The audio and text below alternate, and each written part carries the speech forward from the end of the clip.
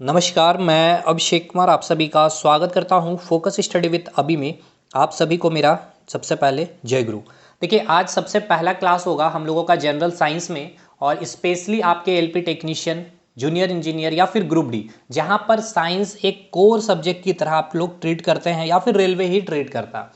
JEE में 30 सवाल रहेंगे, एलपी में 20-25 सवाल रहेंगे, सीबीटी 2 में फिर आपको पता है कि पूरा का पूरा खेल ही बेसिक साइंस इंजीनियरिंग ड्राइंग पे होगा और ग्रुप डी में भी आपके 25-30-35 सवाल रहते हैं। उसके बाद एनटीपीसी और आपका जो आरपीएफ, वहाँ पर देखिए कोर साइंस नहीं होता है, जनरल साइंस, मतलब कि वहाँ पर डेली लाइफ से रिलेटेड चीज़ें चलती है। लेकिन फिर भी अगर एक बार इसमें आपने जितने भी स्टूडेंट्स इनरोलमेंट लिए हैं और आगे जो लेंगे, एक बार अगर आप पढ़ लिए हमारे साथ शिद्दत से, यकीन मानिए एलपी हो चाहे जेई हो चाहे ग्रुप डी हो, ये तीनों एग्जामिनेशन आपका पूरा का पूरा साइंस के लिए काफ़ी सफिशियंट है। 3 मिनट मैं समय लूँगा चीज़ें स्टार्ट करने से पहले, उसके बाद कोई भी क्लास में इधर उधर की बातें मैं नहीं करने वाला हूँ, ठीक है? क्योंकि पहली क्लास है तो चीज़ें मैं पहले ब्रीफ कर दूँ, जो लोग यूट्यूब पर अगर नहीं देखे होंगे वीडियो तो। हालांकि मैंने डिटेल बता रखी है कोर्स के रिगार्डिंग, कैसे ये कोर्स चलेगी। देखिए, सबसे पहले हम लोग जो स्टार्ट कर रहे होंगे मैटर्स से, यानी कि पदार्थ से। ये चैप्टर एक ऐसा चैप्टर है सर, अगर आप साइंस को समझना चाहते हैं, फिजिक्स केमिस्ट्री जो बायोलॉजी आप पढ़ रहे होते हैं, तो ये मैटर्स चैप्टर से ही आप अभी क्लियर भी करेंगे आज ही कि क्यों फिजिक्स, क्यों केमिस्ट्री और क्यों बायो, और आखिर क्या फिजिक्स में और आखिर क्या केमिस्ट्री और आखिर बायो में हम क्या पढ़ रहे होते हैं, ये चीज़ें आज आपकी क्लियर होगी। उसके बाद केमिस्ट्री पूरा का पूरा इस मैटर्स चैप्टर पर ही डिपेंड करता है, यानी कि अगर आपको केमिस्ट्री पढ़ना है तो आपको मैटर्स यानी कि पदार्थ के एक एक छोटे छोटे पार्टिकल्स के हर एक प्रॉपर्टीज़ के बारे में आपको ज्ञान होनी चाहिए। नेक्स्ट, फिजिक्स में भी इसकी काफ़ी इंपॉर्टेंस है। देखिए, फिजिक्स में हम 3-4 सेक्शन बांट रहे होते हैं। एक होता है मैकेनिक्स सेक्शन, एक होता है प्रॉपर्टीज ऑफ मैटर, और एक हो गया आपका वेव, और फिर आपका एक इलेक्ट्रिसिटी, ठीक है? तो देखिए, अगर मैकेनिक्स को केवल छोड़ दे, मैकेनिक्स पूरा मोशन हो गया, लॉज ऑफ मोशन हो गया, सर्कुलर मोशन हो गया, प्रोजेक्टाइल हो गया, लिफ्ट हो गया, एलिवेटर वाला कंसेप्ट हो गया, फ्रिक्शन कंसेप्ट हो गया, वर्क एनर्जी पावर, ये सारे अगर टॉपिक छोड़ने के बाद का जितना भी टॉपिक बचता है, जैसे प्रॉपर्टीज ऑफ मैटर में सारा, जैसे कि प्रेशर का कंसेप्ट, सॉलिड, लिक्विड और गैस में rho g h f by f pressure का concept, Pascal law, Archimedes principle, Bernoulli's theorem, viscosity, ये सारे के सारे। उसके बाद आप जब वेव पढ़ेंगे, वेव हो, तरंग हो, चाहे इलेक्ट्रोमैग्नेटिक वेव हो, वैद्युत चुंबकीय तरंग हो, या लाइट ऑप्टिक्स चैप्टर है, यहाँ आपको पूरा का पूरा मैटर का कंसेप्ट क्लियर होना चाहिए समझने के लिए। तो इसीलिए कहा जाता है मैटर्स चैप्टर एक बैकबोन यानी कि रीढ़ की हड्डी की तरह साइंस के लिए है। तो और देखिए, ये रीज़न इतना सा ही नहीं है, इसके पीछे एक और रीज़न मैं आपको दिखाऊं तो देखिए, साइंस के जब एनसीईआरटी को खोलते हैं 9th में, तो पहला चैप्टर ही आपको दिया हुआ मैटर इन आवर सराउंडिंग, वही चैप्टर मैटर्स को ही मैंने यहाँ देखिए लिख भी दिया है, मैटर इन आवर सराउंडिंग। और देखिए, ये भी आप देख सकते हैं एनसीईआरटी की किताबें हैं आपको क्लास 9th की, ठीक है? तो ये भी आप चेक कर लिए भाई, रीज़न मैंने आपको क्लियर कर दिया। हाँ, ये है कि थोड़ा इसमें आपको 8-9 क्लास लग जाएगा इस चैप्टर को ख़त्म करने में भी, क्योंकि डिटेल चलेंगे हम लोग इसमें। और कई बार आपने कई जगह पढ़ा होगा तो यहाँ से स्टार्टिंग भी नहीं किया जाता, या इनको ऊपर से निकाल भी दिया जाता है। रीज़न कि इसमें काफ़ी मेहनत है सर, लेकिन हाँ, एक बार अगर आपने मेहनत कर ली तो चीज़ें आगे आपको आसान होते हुए मिलेगी। आगे जो लोग अभी तक नहीं इनरोलमेंट लिए हैं, फोकस स्टडी विद अभी हमारा एप्लीकेशन है, जो चैनल का नाम है वही एप्लीकेशन नेम है, और टेलीग्राम है, ये टेलीग्राम ग्रुप भी ज्वाइन करिए और इस एप्लीकेशन को भी इंस्टॉल करिए। जो लोग इच्छुक है एलपी के कॉम्बो बैक जो है, कॉम्बो बैच जो है, इसको ज्वाइन करते हैं ना, तो आपको मैथ्स और रीजनिंग और साइंस आपको बहुत ही मिनिमम कॉस्ट में आपको मिल जा रहा है। और केवल अगर आपको साइंस पढ़ना है, फिर भी कि मैथ्स और रीजनिंग नहीं पढ़नी है आपको, लेकिन हाँ देखिए, मैथ्स और रीजनिंग का पैटर्न अभी टीसीएस का जो लेटेस्ट पैटर्न चल रहा है, और अभी आपने एनटीपीसी ग्रुप डी के सारे क्वेश्चन देखे, और अभी एसएससी जो अभी लगातार फुल फेज में एग्जामिनेशन कंडक्ट करवा रही है टीसीएस, वो सारे pattern wise pattern, level wise level, और आप देख भी रहे होंगे यूट्यूब पे लक्ष्मण सर की क्लासेस वो करवा भी रहे, तो वो सारा चीज़ यहाँ आपका हो जाएगा। और रीजनिंग आपने देखा कि किस प्रकार रीजनिंग का पैटर्न चेंज हुआ है रेलवे में, टीसीएस में। हालांकि ये चेंजेस एसएससी ने कर ली थी, टीसीएस ने तो same as it is follow किया गया रेलवे में भी। बहुत बैंकिंग पैटर्न नहीं, लेकिन कई हद तक बैंकिंग पैटर्न लाया गया। देखिए, पूरा नहीं है, जैसे कि आप अल्फाबेटिकल सीरीज वाला जो कंसेप्ट हो गया, फिर स्टेटमेंट बेस्ड के कंसेप्ट हो गया, फिर आपके सीटिंग अरेंजमेंट वगैरह हो गया, यहाँ से आपके जो है थोड़ा थोड़ा पैटर्न बैंकिंग का फ्लेवर लेते चल रहा, तो अब धीरे धीरे लेवल ऊपर ही होते चला जाएगा। रीजन कंपटीशन अधिक है, तो वो पूरा का पूरा उसी बेसिस पे, मतलब कि पूरा अपडेटेड होगा। तो आप इसीलिए एएलपी कॉम्बो बैच को अगर ज्वाइन करते हैं तो आपको मिनिमम फी में आपको पूरा तैयारी हो जाता है। कंप्लीट तैयारी करनी है तो केवल जनरल साइंस करेंगे तो फिजिक्स, केमिस्ट्री, बायोलॉजी भी कर सकते हैं। इसके अलावा कोई भी डाउट इस नंबर पे आप हमें कांटेक्ट कर सकते हैं पर्सनली, हर एक डाउट आपकी यहाँ पर सुन ली जाएगी, कोई भी दिक्कत है आप हमें व्हाट्सअप जरूर करिएगा या फिर इस वीडियो के सेक्शन में भी कमेंट कर सकते हैं। तो चलिए आज की क्लास हम लोग स्टार्ट करते हैं। और फिर से वही बात कि अगर एक बार इस बैच पे अगर आपने इनरोलमेंट ले लिया, चाहे वो एलपी हो चाहे जेई या ग्रुप डी, इसके बाद फिर आपको साइंस कहीं से भी पढ़ने की या फिर कह ले तो हमारे साथ आपको फिर दोबारा मैं नहीं कहूँगा कि आप ज्वाइन करें, क्योंकि कंटेंट के साथ साथ आपको कंसेप्ट मिलेगा, कंसेप्ट के साथ साथ थ्योरी, थ्योरी के साथ साथ आपको प्रैक्टिस सेशन भी चलेगी, टॉपिक वाइज टॉपिक जितने पूछे गए हैं अभी लेटेस्ट टीसीएस ने, जो पूछे जा सकते हैं, ठीक है।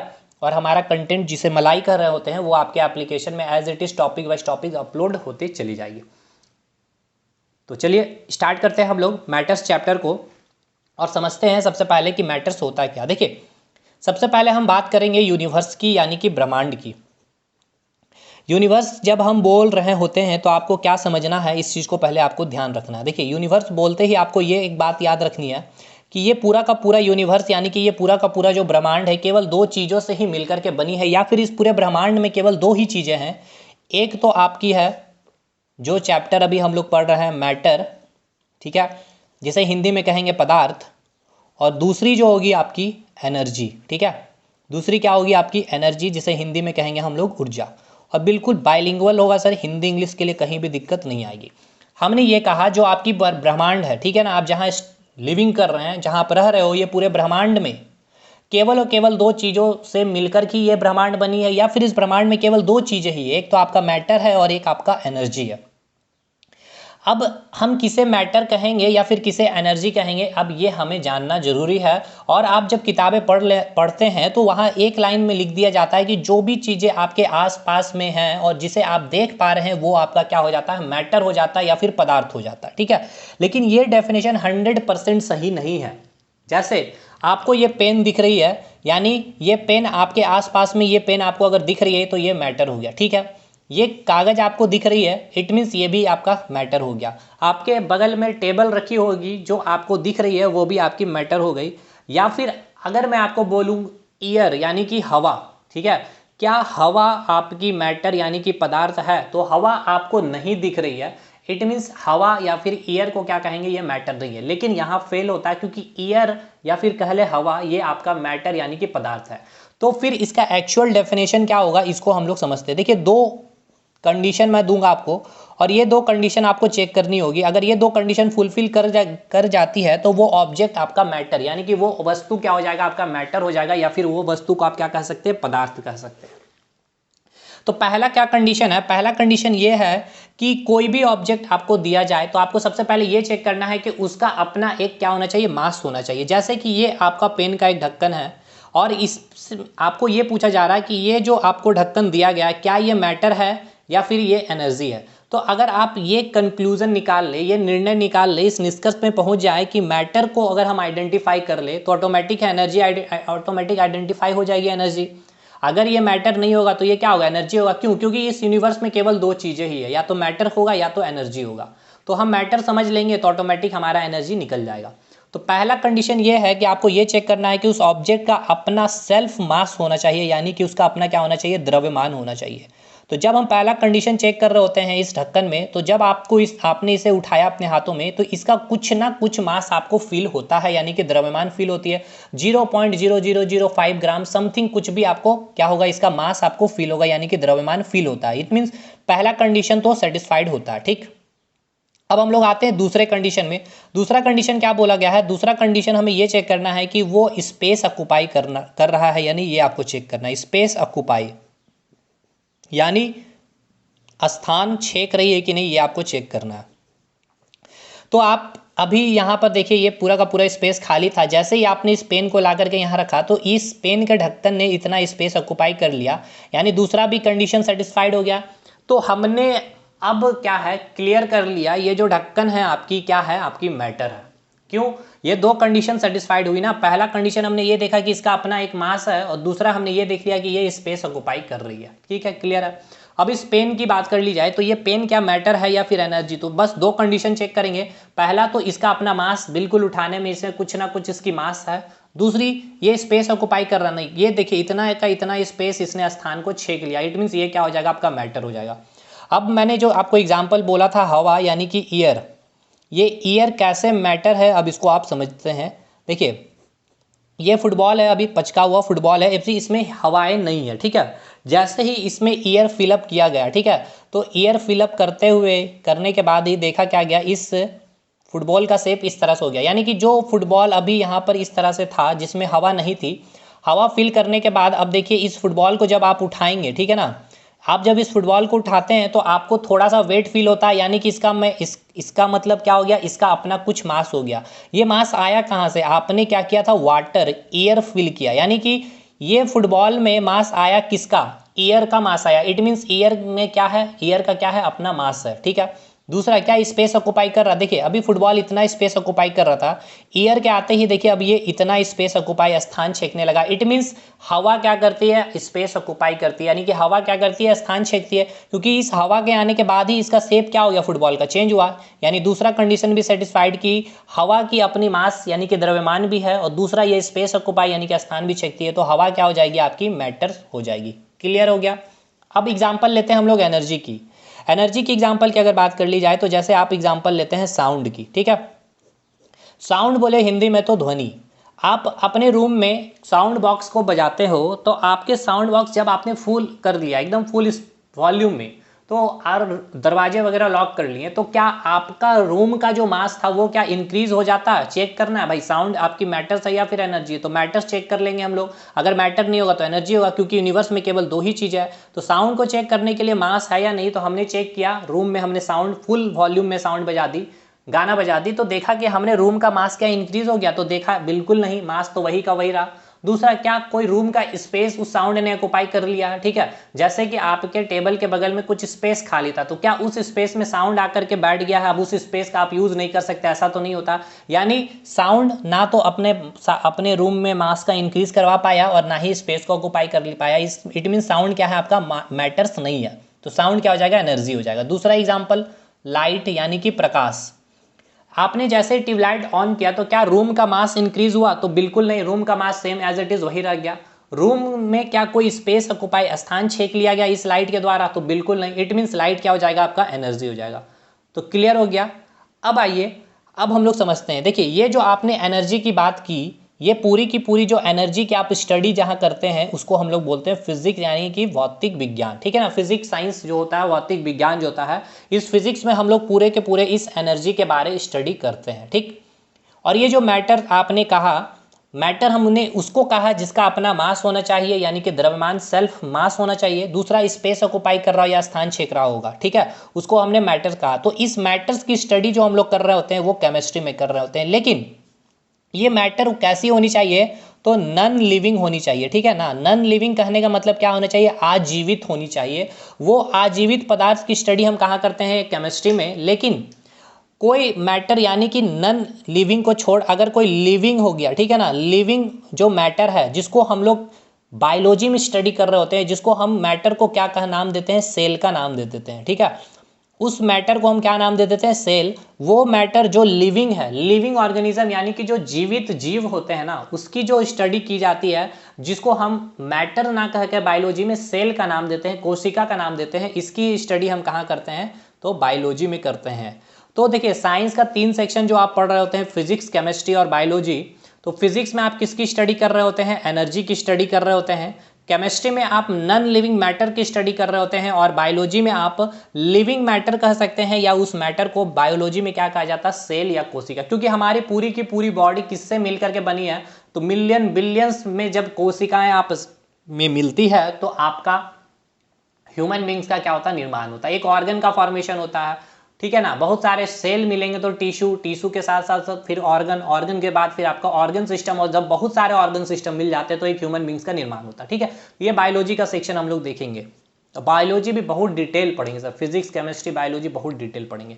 और ये जो टॉपिक हमने पहला इसीलिए स्टार्ट किया केमिस्ट्री का, क्योंकि मैंने यही कहा ना कि बैकबोन है सर साइंस की, इसीलिए। तो क्लियर हो गया सर, फिजिक्स, केमिस्ट्री, बायोलॉजी क्या हो गया, क्लियर हो गया। और ये पूरा ब्रह्मांड, अब आपको ये समझ में आ गया, जो ब्रह्मांड खत्म हो जाने की बात होती है, ये पूरा का पूरा ब्रह्मांड में केवल 2 चीज़ें है, एक मैटर है और एक एनर्जी। मैटर उसको कहेंगे जिसका अपना सेल्फ मास होना चाहिए और जो स्पेस ऑक्युपाई कर रही होगी। ये चीज़ें इतना क्लियर हो गया। मैटर कहीं भी दिक्कत, कहीं दिक्कत नहीं। तो अब इसको हम एक लाइन में बस इसको यहाँ पर समराइज कर देते हैं मैटर्स के बारे में। इसके बाद हम मैटर के कैरेक्टरिस्टिक के बारे जानेंगे।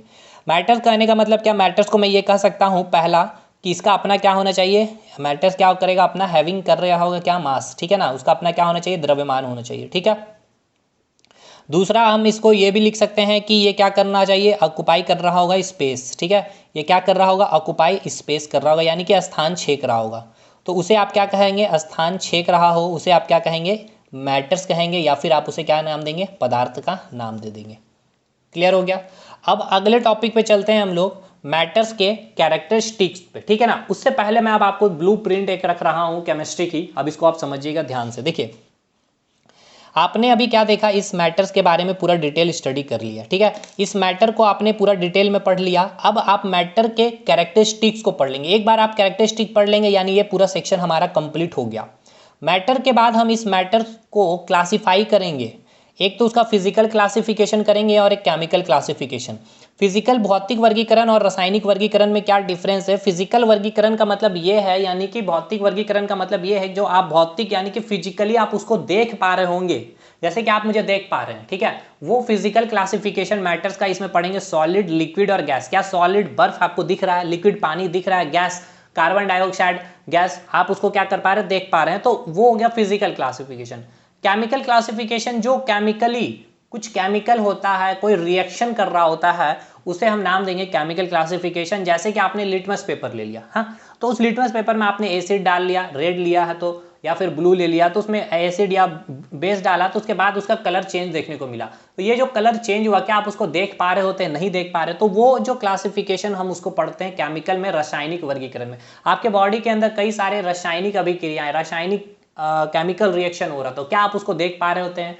फैट किस प्रकार से, फैट का क्या हो रहा है, ब्रेक डाउन हो रहा है, कार्बोहाइड्रेट का ब्रेक डाउन हो रहा है, प्रोटीन का ब्रेक डाउन हो रहा है, प्रोटीन कैसे अमीनो एसिड में कन्वर्ट हो रहा है, क्या इन सारी चीज़ों को देख पाते, नहीं, वो एक केमिकल रिएक्शन के थ्रू चीज़ें होती है, तो उसको हम केमिकल क्लासिफिकेशन के तहत पढ़ रहे होते हैं।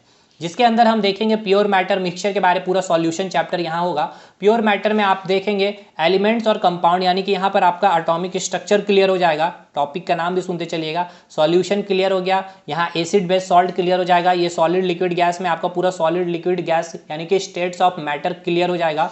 उसके बाद यहाँ आप एलिमेंट जब पढ़ेंगे तो ये पूरा का पूरा periodic table, metal, non metal, यहीं पर आपका पूरा खत्म। उसके बाद कंपाउंड में हम ऑर्गेनिक कंपाउंड और इनऑर्गेनिक कंपाउंड यानी कि ऑर्गेनिक केमिस्ट्री और जो डेली लाइफ में सोप, साबुन, डिटर्जेंट वगैरह जो भी चीज़ें आप यूज़ कर रहे होंगे, हाइड्रोकार्बन वगैरह, यहीं पे आपका पूरा केमिस्ट्री समाप्त हो जाएगा।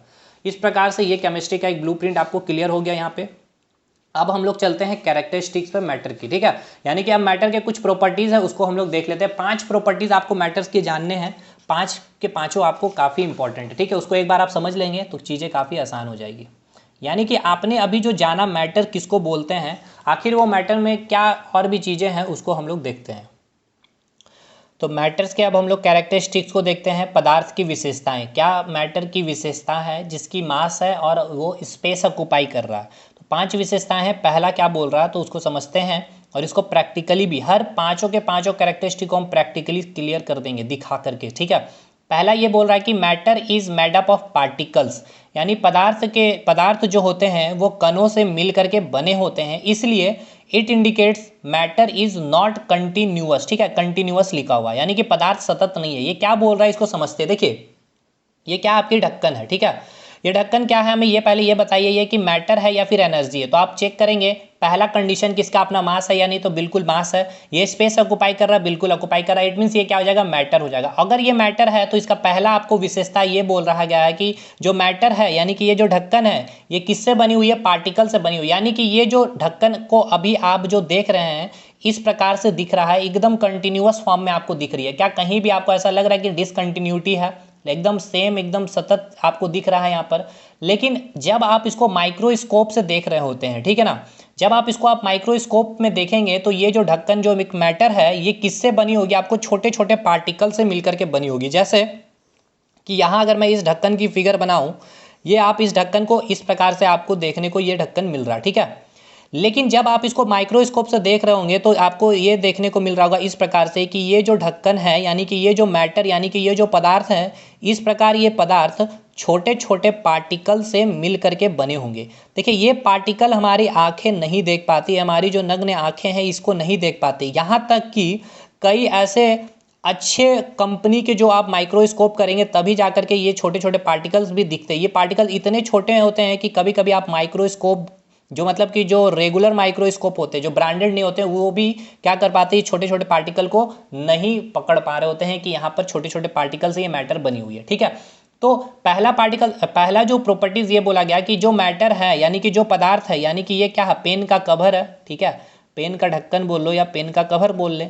ठीक है, तो ये क्या है आपका, ये एक मैटर है। और अगर ये मैटर है कोई भी चीज़, अगर ये जैसा पेन है ये क्या है आपका मैटर है, और अगर ये मैटर है तो ये किससे बना होगा, छोटे छोटे पार्टिकल से यानी कि कणों से मिलकर के बनी होगी। यानी कि पहला पॉइंट क्लियर है कि मैटर किससे बना होता है, पदार्थ किससे बना होता है, तो पदार्थ कणों से मिलकर के बने होते हैं। अब हमें ये बताइए, एक पार्टिकल ये, दूसरा पार्टिकल ये, तीसरा पार्टिकल ये, तो इसमें मिलियन बिलियंस में पार्टिकल्स प्रेजेंट होंगे, तो क्या ये कंटिन्यूअस है? बिल्कुल नहीं। एक पार्टिकल दूसरा, फिर तीसरा, चौथा, पांचवा, तो हर एक पार्टिकल एक दूसरे से टच में है, कनेक्ट है, तो ये क्या है, कंटिन्यूअस नहीं है। यही लिखा गया है, hence it indicate matter is not continuous, यानी कि पदार्थ सतत नहीं है। आप इस ढक्कन को देख रहे हैं अपने नग्न आंखों से, ये तो आपको बिल्कुल कंटिन्यूअस दिख रहा होगा। ठीक है, लेकिन जब आप इसको माइक्रोस्कोप से देख रहे होंगे तो ये पेन का जो ढक्कन है इसमें छोटे छोटे पार्टिकल्स दिख रहे होंगे, और ये छोटे छोटे पार्टिकल्स होने के कारण, अब देखिए इतने सारे पार्टिकल्स है तो ये कंटिन्यूअस हो ही नहीं सकते ना। जैसे कि अब मैं इसको एग्जाम्पल आपको प्रैक्टिकली अब समझा रहा हूँ, ध्यान से सुनिएगा। जैसे कि बालू, या फिर आप बोल सकते हैं रेत, या फिर आप कह सकते हैं सैंड। ठीक है, जब आप दूर से देख रहे होते हैं तो बालू क्या होता है, एकदम कंटिन्यूअस दिख रहा होता है, एकदम स्मूथ दिख रहा होता है। लेकिन जैसे ही जब आप पास जाते हैं, हाथों में उठाते हैं, तो आपको बालू के छोटे छोटे छोटे छोटे पार्टिकल्स या कण आपको देखने को मिलते हैं। ठीक है, तो आप हमें ये बताइए पहले कि ये बालू क्या आपका मैटर है या नहीं, हमें ये बताइए। तो आप चेक करेंगे कि सर इसका मास है या नहीं, तो आप बालू को उठाएंगे तो बिल्कुल मास, एक बोरा में भरिए तो बिल्कुल भारी हो जाएगा वो बोरा। दूसरा स्पेस, तो वो देखिए बोरा का पूरा स्पेस ही ऑक्युपाई कर लिया, यानी कि ये आपका मैटर है बालू। ठीक है, और अगर ये मैटर है इट मीन्स ये बालू किससे मिलकर के बने होंगे, छोटे छोटे कणों से मिलकर के बने होंगे। तो दूर से देखने पर ये बालू तो काफ़ी एकदम सतत कंटिन्यूअस दिखती है, लेकिन जैसे ही आप पास जाते हैं तो आपको बालू या रेत के छोटे छोटे पार्टिकल्स देखने को मिलते हैं। तो क्लियर हो गया आपका कि मैटर जो होता है किससे बना होता है, पार्टिकल से, यानी कि पदार्थ कणों से मिलकर के बनी होती है। और इसी कारण छोटे छोटे पार्टिकल से बने होने के कारण ही ये क्या होती है, आपकी कंटिन्यूअस नहीं होती है। देखिए ये सब स्टेटमेंट बेस्ड का क्वेश्चन है। 5 प्रॉपर्टीज, पांचों प्रॉपर्टी में से 4 प्रॉपर्टीज आपको डाल देगा, या कोई एक डाल करके पूछेगा कौन सी विशेषताएं मैटर की है, या इनमें से कौन सी विशेषताएं मैटर की नहीं है, या फिर राइट स्टेटमेंट अबाउट मैटर, यानी कि इसमें से सही कथन कौन है पदार्थ के लिए। तो पांचों आप क्लियर रखिएगा। पहला क्लियर हो गया, प्रैक्टिकली मैंने दिखा दिया बालू रेत देख करके कि दूर से तो आपको दिख रहा होता है वो बिल्कुल मुलायम एकदम कंटिन्यूअस है, लेकिन पास जब हाथों पे उठाते तो छोटे छोटे पार्टिकल्स यानी कि कण आपको देखने को मिलते हैं। ठीक है, तो मैटर क्लियर हो गया। पहली विशेषता क्या आपने देखा, पहली विशेषता हमने ये देखा कि मैटर जो बने होते हैं पार्टिकल से, यानी कि पदार्थ जो बने होते हैं कणों से। ठीक, अब हम लोग देखते हैं दूसरे प्रॉपर्टीज को।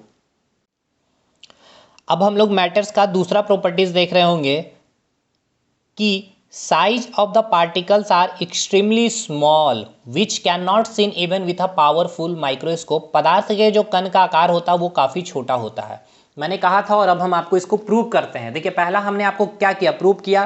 क्या प्रूव किया हमने आपको, पहला कि आपके जो पदार्थ होते हैं वो छोटे छोटे पार्टिकल से मिलकर बने होते हैं, इसी कारण आपका मैटर्स क्या होता है, कंटिन्यूअस सतत नहीं होता। ठीक है, अब दूसरा, अब हम आपको ये प्रूव करेंगे कि जो पार्टिकल्स होते हैं जिससे बने होते हैं आपके मैटर्स, जो इतने एक्सट्रीमली स्मॉल होते हैं जिसको आप अपने नग्न आंखों से, क्या आप अच्छे लेवल का जब तक माइक्रोस्कोप नहीं लेंगे तब तक आप उसके छोटे पार्टिकल्स को देख नहीं पाएंगे। एग्जाम्पल मैं आपको देता हूं, और इस एग्जाम्पल के माध्यम से मैं आपको समझाने की कोशिश करता हूं।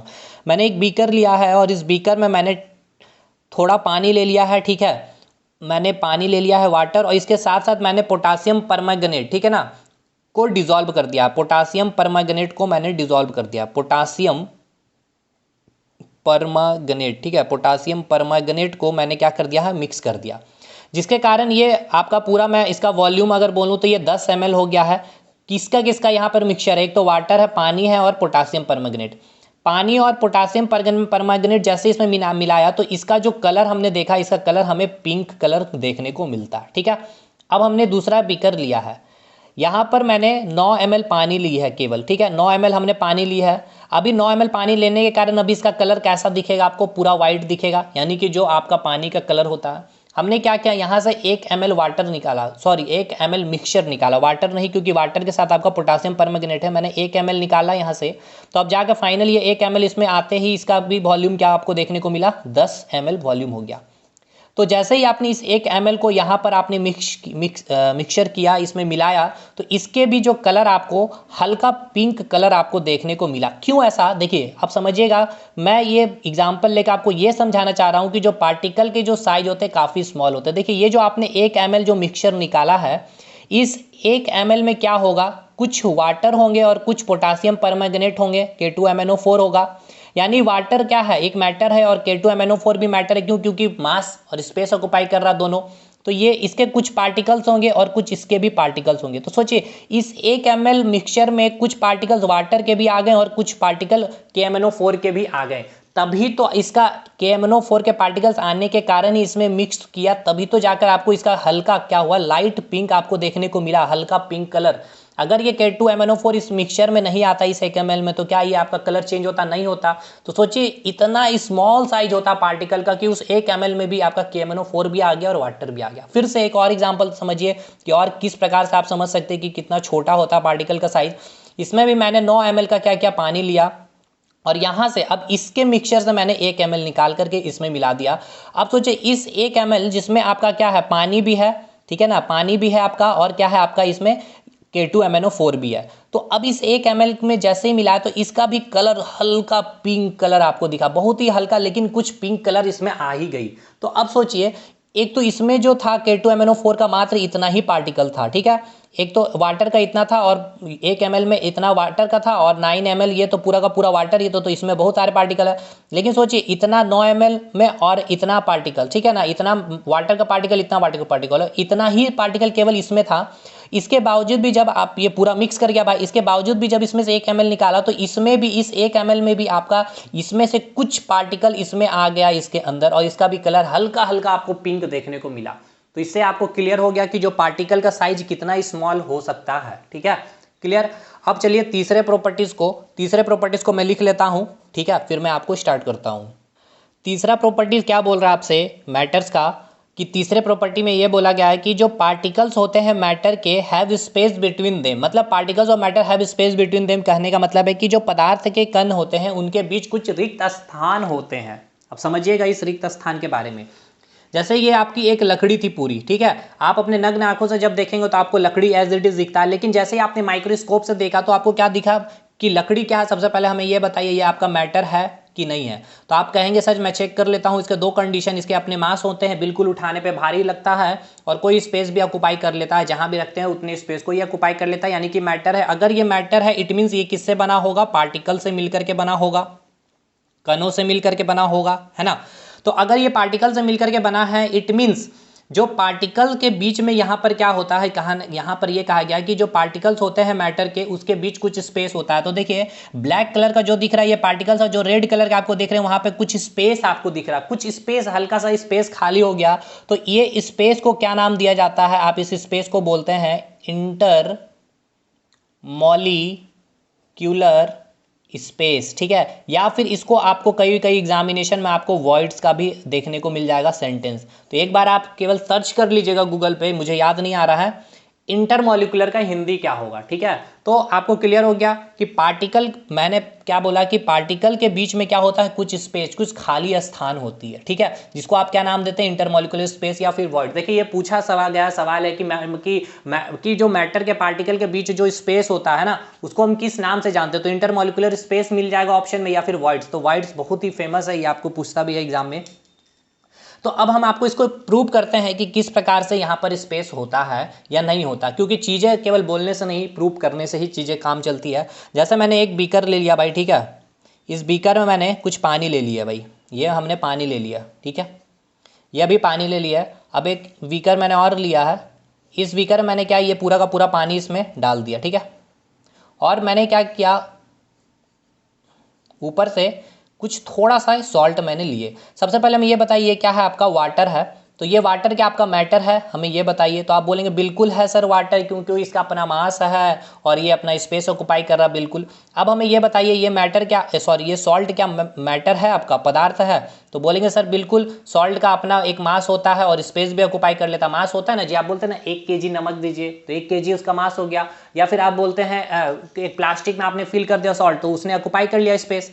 अब देखिए, यानी अगर वाटर अगर मैटर है, यानी कि वाटर भी क्या होगा, छोटे छोटे पार्टिकल्स इस प्रकार से मिल करके बना होगा, कहने का मतलब यही हो गया। ठीक है, फिर हमने अपना पहला प्रॉपर्टीज को समझते हैं कि पहला प्रॉपर्टी हमें क्या बोला था कि मैटर छोटे छोटे पार्टिकल से बने होते हैं। फिर ठीक है भाई, दूसरा हमने ये जाना कि जो मैटर्स होते हैं उसके साइज क्या होते हैं, काफी स्मॉल होते हैं। ठीक है, तीसरा अभी प्रॉपर्टीज हम ये देख रहे हैं कि इनके बीच क्या होता है, स्पेस होता है। अब हम इसको ही प्रूव कर रहे हैं। देखिए, सॉल्ट है तो ये सॉल्ट यहाँ पर थोड़ा सा आपने सॉल्ट लिया है तो ये सॉल्ट भी क्या होगा, इस प्रकार से छोटे छोटे पार्टिकल से मिलकर बना होगा। तो ये सॉल्ट जैसे ही इसके अंदर आया, ठीक है, तो ये सॉल्ट क्या करेगा, ये जो खाली स्पेस आपको दिख रहा है ये सॉल्ट का स्पेस आकर के यहाँ पर मिल जाता है। ठीक है, ये अब मिल जाने के कारण ही देखिए अभी जो पानी का आप लेवल देख रहे हैं, दोनों का लेवल देखिए बिल्कुल बराबर है। आपने एक्स्ट्रा कुछ सॉल्ट मिलाया है सर, कुछ एक्स्ट्रा पार्टिकल या फिर बोल सकते हैं कुछ एक्स्ट्रा कण इस पानी में आया, लेकिन फिर भी अब मुझे ये बताइए, आपने आधा गिलास पानी लिया और उसमें कम से कम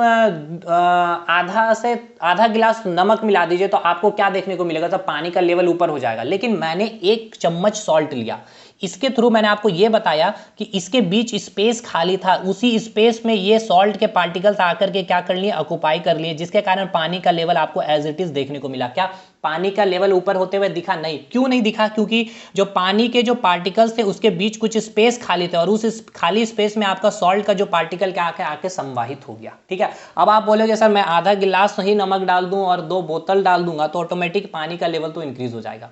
तो एक कॉमन सेंस भी आपको लगा के चलना है साइंस में। क्लियर हो गया? 3 प्रॉपर्टी क्लियर। अब चलते हैं चौथे प्रॉपर्टी और 5वें प्रॉपर्टी की ओर। अब हम लोग चौथे प्रॉपर्टीज को देखते हैं। अच्छा, कोई लिखने का टेंशन नहीं लेना भाई, मैं आपको दिखा देता हूँ कंटेंट। देखिए पूरा कंटेंट रेडी है, आपको एज इट इज़ कंटेंट आपको PDF फॉर्मेट में आपको पूरा का पूरा अपलोड हो जाएगा। ठीक है, एप्लीकेशन में जितने पेड स्टूडेंट्स हैं एकदम टेंशन नहीं लेना। हाँ, अगर अपना नोट्स बनाना चाह रहे हैं तो बिल्कुल साथ के साथ बनाते चलिए, फिगर के साथ। अपनी नोट्स सबसे बेस्ट होती है। बाकी आपने सर फी पेमेंट किया है तो आपको मिलेगी कंटेंट भी और कंसेप्ट भी और थ्योरी और क्वेश्चन प्रैक्टिस सब कुछ मिलेगी। हाँ, लेकिन फिजिक्स में कहीं कहीं होगा सर जो आपको खुद से लिखना पड़ जाएगा मैकेनिक्स में, क्योंकि सर फिजिक्स इतना अच्छा होता है ना सर समझने के लिए, और खुद की उसमें काफ़ी चीज़ें लिखनी नहीं होती है। ठीक है भाई, खैर चलिए अब आगे चलते हैं अपने पॉइंट पे।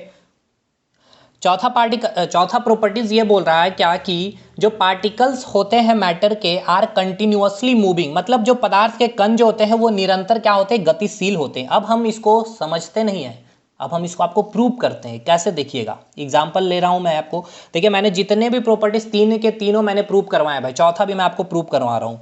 किताबों में आपको लिखा हुआ मिल जाता है, लोग पढ़ देते हैं, लेकिन मैं आपको यहाँ प्रूव कर रहा हूँ। मैंने पानी लिया भाई इस बीकर में और फिर मैंने क्या किया, इस बीकर में एक स्पून, ठीक है ना भाई, मैंने एक ग्रीन कलर ले लिया। ठीक है, ग्रीन कलर लिया। सबसे पहले ये वाटर क्या है, आपका मैटर है, तो आपको क्लियर हो गया। ये ग्रीन कलर भी एक पैकेट में होता है तो स्पेस ऑक्यूपाई करता है, कुछ मास होता है, यानी दोनों मैटर है। यानी कहने का मतलब ये है कि जैसे ही आपका ये पानी, यानी कि पानी बोले तो पदार्थ बोले तो मैटर बोले तो ये छोटे छोटे पार्टिकल से मिल करके बना होगा कि नहीं होगा? बिल्कुल होगा। उसी प्रकार आपने जो यहाँ से ग्रीन कलर गिराया है, ठीक है, तो ये ग्रीन कलर भी क्या है, छोटे छोटे पार्टिकल से मिलकर के बने होंगे। तो ये जो जो ग्रीन कलर जो आपने इसमें मिक्स किया है इस पानी में, तो जैसे ही ये पानी में आया तो इस प्रकार से क्या हुआ, आपको देखने को मिला पूरा का पूरा पानी। आपने कुछ नहीं किया कि स्पून लेके के हिलाया है या डंटा से लेके हिलाया या फिर इस कंटेनर को हिलाया, कुछ नहीं किया। आपने एज इट इज पानी रख दिया और ऊपर से हल्का सा एक मुट्ठी नहीं, मतलब एक चुटकी बोला जाता है ना भाई, एक चुटकी आपने क्या किया, या 1 चम्मच आपने ग्रीन कलर डाल दिया ऊपर से। तो आप कुछ नहीं किए, आपने कुछ सेकंड के बाद देखा इस पानी का कलर कैसा देखने को मिला, ग्रीन कलर। क्यों? जो ग्रीन का जो पार्टिकल्स था वो क्या हो गया, इस पानी के पार्टिकल, ये दोनों पानी के पार्टिकल्स भी क्या है, मूविंग नेचर के हैं, और ग्रीन कलर का भी जो पार्टिकल है वो भी क्या है, यानी कि कण क्या है, मूविंग नेचर, यानी कि गतिशील होते हैं। तो दोनों खुद गति करके मिक्स हो जाते हैं खुद ही, और ये पानी का कलर कैसा हो जाता है, कलर। तो ये आपका कलर पानी का ग्रीन हो जाना खुद ब खुद ये प्रूव करता है कि जो पानी एक मैटर था, जो पार्टिकल से बना हुआ था, और जो ग्रीन कलर आपने मिक्स किया पाउडर के फॉर्म में, जो एक मैटर था जो पार्टिकल से बना हुआ था, ये दोनों क्या थे, गतिशील होने के कारण आपस में मिक्स हुए और पानी का कलर आपको ग्रीन कलर देखने को मिला। प्रूव हो गया कि मैटर जो के पार्टिकल क्या होते हैं, कंटिन्यूअसली मूविंग होते हैं। सर हमने 4 प्रॉपर्टीज कंप्लीट कर लिया है। एक और मैं आपको इसी एग्जांपल में प्रूव कर देता हूं। जैसे कि आपने परफ्यूम मारा, परफ्यूम क्या है? गैस। गैस क्या है सर? एक मैटर है। मैटर है कैसे? क्योंकि गैस एक अपना एक उसका मास होता है। कैसे? आप एलपीजी गैस फिल करते हैं सिलेंडर में तो सिलेंडर का वेट इंक्रीज हो जाता है, वो पूरा का पूरा गैस स्पेस ऑक्युपाई कर लेता है सिलेंडर का, यानी कि गैस क्या हो गया? मैटर है। यानी गैस क्या होगा? छोटे छोटे पार्टिकल से मिलकर बने होंगे। आपने अपने रूम में सेंट परफ्यूम मारा, आप दूसरे रूम या हॉल में आपको सेंट सूंघने को मिलता है। क्यों? क्योंकि जो गैस जो निकला आपके परफ्यूम से, उस गैस क्या थे? मैटर था, और उसके क्या थे? छोटे छोटे पार्टिकल्स। और पार्टिकल्स का प्रॉपर्टीज होता है जो अभी हमने पढ़ा, वो क्या होते हैं? कंटिन्यूअसली मूविंग होते हैं। तो आपके इस रूम से वो मूव करते करते आपके हॉल तक चला गया। आपके किचन में खाना बन रहा है, चिकन, मटन, पनीर, तो उसकी जो पार्टिकल्स बाहर निकली, वो पार्टिकल के पास क्या टेंडेंसी होगी सर? कंटिन्यूअसली मूविंग करते हुए, तो उस किचन से हॉल, हॉल से होते हुए रूम आपके तक वो सुगंध आ जाती है। क्लियर हो गया कि कंटिन्यूअसली मूविंग। चार प्रॉपर्टीज कौन सी? पहली हमने ये जाना सर प्रॉपर्टीज कि पार्टिकल जो मैटर जो बने होते हैं पार्टिकल से बने होते हैं। दूसरा हमने जाना कि पार्टिकल के जो साइज होते हैं वो एक्सट्रीमली स्मॉल होते हैं, जिसको आप इवन कभी कभी माइक्रोस्कोप से भी नहीं देख पाते हैं। तीसरा हमने ये जाना कि पार्टिकल के बीच क्या होता है? इंटरमॉलिक्यूलर स्पेस होता है, जिसे हम वॉइड्स भी कहते हैं। और चौथा हमने ये जाना कि पार्टिकल्स आर कंटिन्यूअसली मूविंग, यानी कि ये निरंतर क्या होते हैं? गतिशील होते हैं। क्लियर हो गया? पांचवा प्रॉपर्टी और अंतिम प्रॉपर्टी जो मैटर्स की है, उसको अब हम लोग देखते हैं। पांचवा प्रॉपर्टीज और अंतिम प्रॉपर्टीज है मैटर की। इसमें यह बोला गया है कि जो पार्टिकल्स होते हैं मैटर के, यानी कि particles of matter attract each other, यानी कि पदार्थ के कण एक दूसरे को क्या करते हैं? अपनी ओर आकर्षित करते हैं। ठीक है, कहने का मतलब ये था, जो मैटर आपके पार्टिकल से बने होते हैं, ये सारे के सारे पार्टिकल्स अपने आप को एक दूसरे को क्या करते हैं? आकर्षित करते हैं, अट्रैक्ट करते हैं ईच अदर। तो ये कैसे इसको समझते हैं? देखिए, ये आपका एक मैटर हो गया, कोई भी एक मैटर हो सकता है। ठीक है, जैसे कि ये ढक्कन था, ढक्कन का फिगर हो सकता है, लेकिन हमने माइक्रोस्कोप से देखा तो इसमें हमने क्या देखा? एक छोटे छोटे पार्टिकल्स इसमें मिले हमें। ठीक है, तो ये जो छोटे छोटे पार्टिकल्स आपको देखने को मिलते हैं, तो इन छोटे छोटे पार्टिकल के बीच में एक फोर्स काम कर रहा होता है, जिसे हम कहते हैं फोर्स ऑफ अट्रैक्शन। इसके बीच काम कर रहा था, लेकिन एग्जैक्ट इस फोर्स को क्या कहा जाता पता है? इस फोर्स को हम नाम देते हैं कोहेसिव फोर्स। ठीक है ना, कोहेसिव फोर्स, जिसको बोलते हैं सहसंजक बल। देखिए, ये बहुत डिटेल हम लोग पढ़ेंगे फिजिक्स में, इससे क्वेश्चन बहुत अच्छा अच्छा बनता है। तो मैंने इसीलिए कहा ये मैटर्स चैप्टर पूरा साइंस और फिजिक्स का एक बैकबोन का काम करेगा। देखिए, लोग नहीं पढ़ाते हैं या लोग नहीं पढ़ते हैं क्योंकि इंटरेस्ट नहीं जगता, लेकिन मैं इसमें इंटरेस्ट जगा करके आपको पढ़ा रहा हूँ कि एक सिंगल लाइन आप अभी तक नहीं कर सकते कि आपको समझ में नहीं आया। और यकीन मानिए सर, जब मैटर्स ये चैप्टर आप 6-7 क्लास खत्म कर लेंगे, 6-7 क्लास लगते हैं भाई, मुझे 8-9 क्लास तक लग जाएंगे मैटर्स खत्म करने में। उसके बाद आप खुद साइंस को एक बार आप देख रहे होंगे, फिजिक्स केमिस्ट्री को अपने आंखों से सर, यकीन मानिए आप। तो ये एक्चुअली फोर्स का नाम होता है कोहेसिव फोर्स। इसको साइड रखिए, कोई जरूरी नहीं है, फिजिक्स में बहुत डिटेल पढ़ेंगे। हमने बस ये आपको बताना चाहा कि जो पार्टिकल्स होते हैं मैटर के, वो क्या करते हैं? एक दूसरे को अट्रैक्ट करते हैं। वो अट्रैक्ट क्यों कर रहे होते हैं? क्योंकि उसके बीच एक फोर्स काम करता है, फोर्स ऑफ अट्रैक्शन, जिसके कारण वो आकर्षित होते हैं। एक्चुअल उस फोर्स को हम कहते हैं कोहेसिव फोर्स। यानी जो समान, जो एक अणुओं के बीच में या फिर कणों के बीच में जो फोर्स लगता है, जो बल लगता है ना, उसको हम कहते हैं कोहेसिव फोर्स। इंग्लिश में क्या कहोगे? The force acted between the similar particle is called cohesive force. इतना आपको नहीं टेंशन लेना, आपको बस ये प्रॉपर्टी जानना था कि जो पार्टिकल्स होते हैं मैटर के, वो एक दूसरे को क्या करते हैं? अट्रैक्ट करते हैं, आकर्षित करते हैं। एक दूसरे के बीच में एक फोर्स ऑफ अट्रैक्शन काम कर रहा होता है, जिसको हम क्या कहते हैं? कोहेसिव फोर्स कहते हैं। ठीक है, अगर बस इतना आपको, इतना चीज आपको क्लियर रखना है। हमने अभी तक हमने क्या क्या पढ़ लिया सर? हमने अभी तक सबसे पहले ये जाना कि मैटर्स होता क्या है। ठीक है, मैटर्स ये समझ लिया कि इसके पास दो कंडीशन है, एक तो आपके पास मास होना चाहिए, दूसरा आपके पास क्या होना चाहिए? स्पेस होना चाहिए। ठीक है, अदरवाइज अगर ये नहीं है तो आप फिर क्या कहलाएंगे? एनर्जी कहलाएंगे। और इस एनर्जी की पूरी स्टडी हम फिजिक्स में करेंगे। पैरेलली अब हम लोग फिजिक्स भी स्टार्ट कर लेंगे, और इस मैटर जो एक नॉन लिविंग होगा उसे हम केमिस्ट्री में पढ़ रहे होंगे, और अगर लिविंग होगी जिसको हम सेल का नाम देंगे इस मैटर्स को, जिसको बायो में पढ़ रहे होंगे। फिर मैटर के हमने 5 प्रॉपर्टीज देखे। ठीक है, 5 प्रॉपर्टीज में हमने ये बात की, पहली प्रॉपर्टीज में ये देखा कि जो मैटर बना होता है आपके पार्टिकल्स यानी कि कणों से मिलकर के बना होता है। दूसरा, जो ये पार्टिकल्स होते हैं उसके साइज एक्सट्रीमली स्मॉल होते हैं, छोटे होते हैं। तीसरा, हमने ये जाना जो होते हैं ये पार्टिकल, इनके बीच में क्या होता है? कि स्पेस होता है, जिसको हम क्या कहते हैं? वॉइड्स कहते हैं। चौथा, हमने देखा कि ये जो पार्टिकल्स होते हैं ये कंटिन्यूअसली कैसे नेचर में होते हैं? तो मूविंग नेचर में होते हैं। और 5वीं प्रॉपर्टीज हमने ये देखी कि जो ये पार्टिकल्स होते हैं ये एक दूसरे को क्या कर रहे होते हैं? अट्रैक्ट कर रहे होते हैं, क्योंकि इसके बीच में फोर्स ऑफ अट्रैक्शन काम कर रहा होता है, जिस फोर्स ऑफ अट्रैक्शन को हम एक्चुअल फिजिक्स में पढ़ रहे होंगे कोहेसिव फोर्स के नाम से। तो ये 5 प्रॉपर्टीज आपने क्लियर कर लिया। मतलब अब देखिए आपका कितना सेक्शन कंप्लीट होता है। तो देखिए, हमने ब्लूप्रिंट रखा केमिस्ट्री का, यानी ये पूरा का पूरा चीज़ आपने बहुत शिद्दत से चीज़ें कंप्लीट कर ली है, आपके सवाल नहीं छूटेंगे। अब हम मैटर का क्लासिफिकेशन करेंगे, फिजिकल क्लासिफिकेशन, और इस पूरे फिजिकल क्लासिफिकेशन में हम सॉलिड, लिक्विड और गैस का कंसेप्ट पढ़ेंगे, और फिर इसमें ही हम इंटर कन्वर्जन पढ़ेंगे सर, जो वेरी वेरी इंपॉर्टेंट है कि सॉलिड का लिक्विड बन जाना, ठीक है, मेल्टिंग पॉइंट का कंसेप्ट क्लियर हो जाएगा, लिक्विड का सॉलिड बन जाना, फ्रीजिंग पॉइंट का कंसेप्ट क्लियर हो जाएगा, लिक्विड का गैस बन जाना, वेपराइजेशन यानी कि बॉइलिंग पॉइंट का कंसेप्ट क्लियर हो जाएगा, गैस का लिक्विड बन जाना, यहाँ पर कंडेंसेशन का क्लियर हो जाएगा, फिर आपका अचानक सॉलिड से गैस बन जाना, जैसे कि आपके कपूर, ये कितना सवाल आपका पूछा गया याद होगा, नेपथिलीन हो गया, NH4Cl हो गया, अमोनियम क्लोराइड हो गया, गंधक हो गया, ड्राई आइस हो गई, ये सभी एग्जाम्पल है सब्लिमेशन का, ऊर्ध्वपातन का। एग्जाम में आपको पूछता है कि डायरेक्ट आप हाथ में रखते हैं कपूर, ठीक है, और ये अचानक से क्या होता है, आप कुछ देर के बाद रिएक्शन होता है और ये आपका क्या होता है, गैस के फॉर्म में बदल जाता है, बिना लिक्विड फॉर्म में आए, आपका हाथ भींगता भी नहीं है, लेकिन यहाँ से ये गैस के फॉर्म में बदल जाता है। तो सॉलिड का अचानक से गैस में बदल जाना, तो इस सॉलिड के पूरे पार्टिकल्स के बारे हम जान रहे होंगे, लिक्विड के पार्टिकल्स के बारे जान जाएंगे, फिर गैस के बारे जान जाएंगे, इसके इंटरकन्वर्जन में melting point, boiling point, freezing point का कंसेप्ट देख लेंगे, लैटेंट हीट का कंसेप्ट देख लेंगे सर, छुपी हुई ऊष्मा हम जिसे कहते हैं, और एक बहुत डिटेल नॉलेज हम लोग ले लेंगे सर इस फिजिकल क्लासिफिकेशन में। फिर केमिकल क्लासिफिकेशन मीन करते हुए प्योर मैटर देखेंगे, शुद्ध पदार्थ में element, very very very very important, element and compound को सबसे पहले डिफरेंशिएट करना सीखेंगे, और फिर तो यहाँ से हमारा प्योर केमिस्ट्री स्टार्ट है। देखिए प्योर केमिस्ट्री तो यही आपका है, ठीक है, इस आगे की केमिस्ट्री को समझने के लिए। बाकी अगर क्लास अच्छा लग रहा हो, अगर आपको लगती है, आपकी नीड है साइंस को एक बार अच्छे से पढ़ने, ये देखिए फिजिक्स का क्लास हम लोग JSSC में ले रहे हैं अभी, तो खैर ये आइए और एक बार जरूर से इनरोलमेंट करिए हमारे साथ, बहुत मिनिमम कॉस्ट में आपको पूरी की पूरी चीज़ें मिल रही है, कॉम्बो में सबसे मिनिमम सर, अब इससे मिनिमम हो नहीं सकता है, जिसमें साइंस भी पूरा, physics, chemistry, biology, math, reasoning, और इसमें आपको टेस्ट सीरीज वगैरह सब कुछ प्रोवाइड की जाएगी, ठीक है। आप इस नंबर से भी हमें संपर्क कर सकते हैं, केवल साइंस लेना है तो भी आप ले सकते हैं, लेकिन मेरा सुझाव है कॉम्बो लीजिए, बाकी आपकी मर्जी, आपकी जो नीड है, और ये मैथ रीजनिंग एकदम TCS पैटर्न पे चलेगा। बाकी आपको मेरे बारे चीज़ें पता है, देखिए जो पुराने स्टूडेंट्स को दिक्कत नहीं है, कुछ नए स्टूडेंट्स के लिए मैं कुछ चीज़ें बातें बोलता हूँ हमेशा, ठीक है भाई, और इस ग्रुप को जरूर से ज्वाइन करके रहिएगा, फोकस स्टडी विद अभी। तो मिलते हैं हम लोग अगले वीडियो में, सभी को धन्यवाद, जय गुरु, ऑल द बेस्ट।